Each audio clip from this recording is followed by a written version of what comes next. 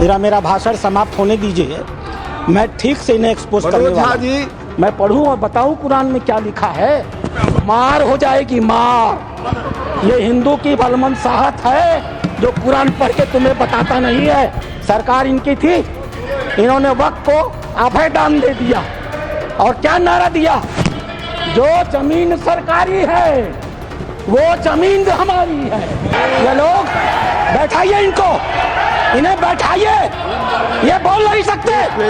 बैठ जाओ, बैठो। आपस में बात नहीं प्लीज। उत्तर प्रदेश की 74% वक्फ की संपत्तियां सरकारी जमीन पर कब्जा करके बनी है। वक्फ अधिनियम की जो ही माननीय गृह मंत्री ने घोषणा किया, पूरे देश में तूफान आ गया। आश्चर्य होता है, वक्फ की घोषणा भी नहीं हुई, कानून सामने भी नहीं आए, विरोध शुरू हो गया। ये लोग भूल गए नरेंद्र मोदी किसी और मिट्टी के बने। आपके विरोध से वो डरने वाले नहीं थे। जैसे फिल्मों में गुंडे हुआ करते थे, जिस औरत पर हाथ रख दी वो औरत उनकी हो गई। इसी प्रकार से इन वक्फ बोर्डों ने भू माफियाओं की तरह काम किया। जिस जमीन पर हाथ रख दिया इन्होंने, वो जमीन उनकी हो गई। वो किसी शायर ने कहा है, तू इधर उधर की न बात कर, तू बता कि कारवां कहाँ लुटा। मैं बताऊंगा इन्हें कारवां कहाँ लुटा है। मेरा भाषण समाप्त होने दीजिए। मैं ठीक से इन्हें एक्सपोज करने वाला जी प्लीज। माननीय उपसभापति महोदय, अच्छा डिस्कशन आप चलने दें। आप मैं इनकी बातों को सुन रहा था और मैं इस सदन के संज्ञान में लाना चाहूंगा। माननीय सदस्य सैयद नासिर हुसैन जब इस बारी राज्यसभा में चुने गए, जब ये इनके जीत की घोषणा हुई, मैं उस समय कर्नाटक के बेंगलोर में था। कर्नाटक की विधानसभा में पाकिस्तान जिंदाबाद के नारे लगाए गए थे। भारतीय जनता पार्टी के कार्यकर्ताओं ने विरोध किया, उनको पकड़ करके जेल में भेज दिया गया।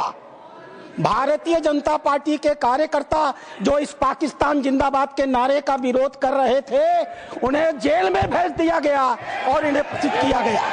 ये लोग बैठाइए इनको, इन्हें बैठाइए, ये बोल नहीं सकते। बैठ जाओ, बैठो। आपस में बात नहीं प्लीज प्लीज। आप बैठो, बैठो प्लीज प्लीज। आपस में बात नहीं, आपस में बात महोदय। आप चेयर को संबोधित करें, हम नहीं चेयर को संबोधित करें। सभापति महोदय प्लीज, आप चेयर को संबोधित करें। सभापति महोदय, आज देश के लिए गौरव का दिन है। देश के आम मुसलमान के लिए, देश के गरीब मुसलमान के लिए, मुस्लिम समाज के संशोधन को लेकर, सुधार को लेकर के, एक गरीब मुसलमान की जीवन की बेहतरी को लेकर के एक बार भी किसी प्रकार के सुधार आंदोलन को इस सदन में लाने का काम नहीं किया।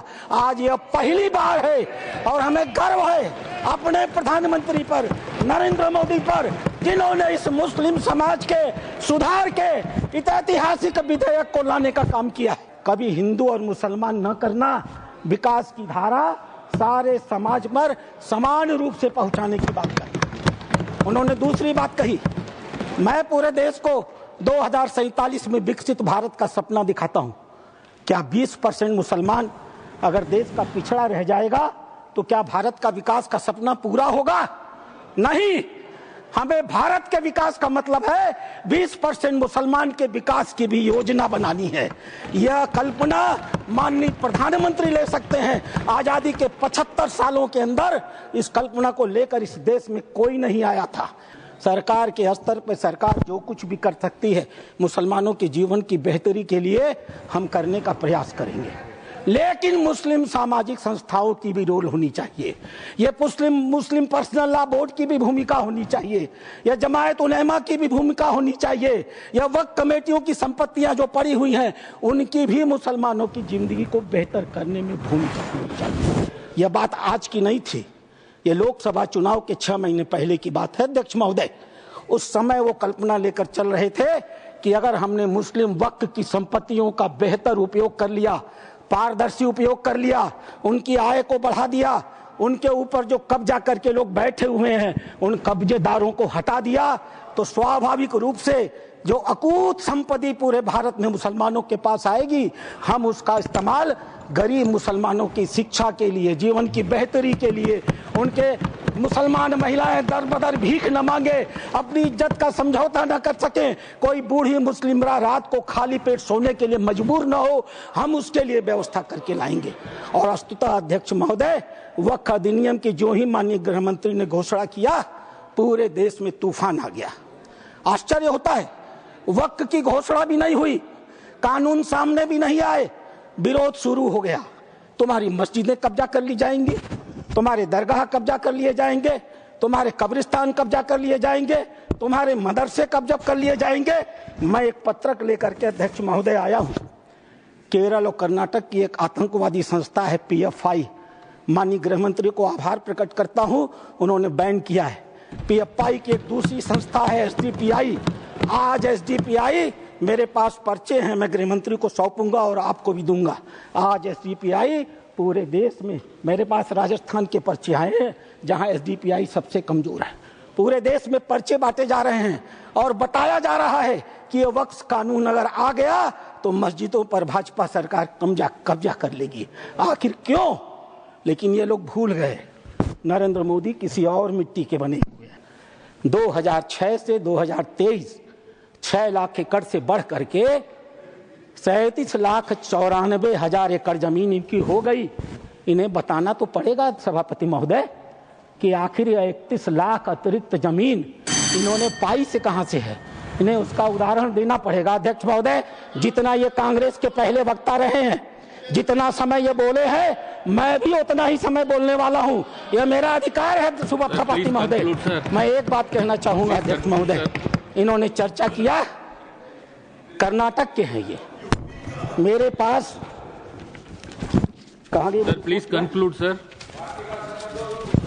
अध्यक्ष महोदय, मेरे पास ये रिपोर्ट है।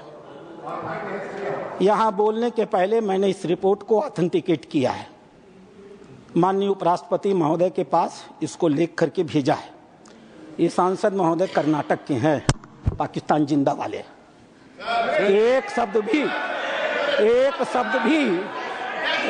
शब्द भी इन्होंने इस रिपोर्ट के बारे में नहीं बोला। यह रिपोर्ट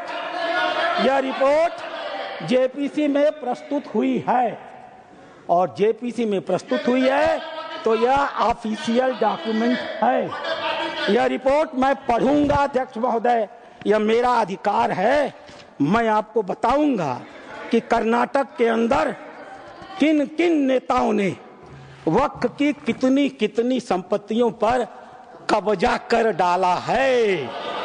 नाम पढ़ता हूं मैं, Kamrul Islam foreign minister, Suryavanshi ex MP,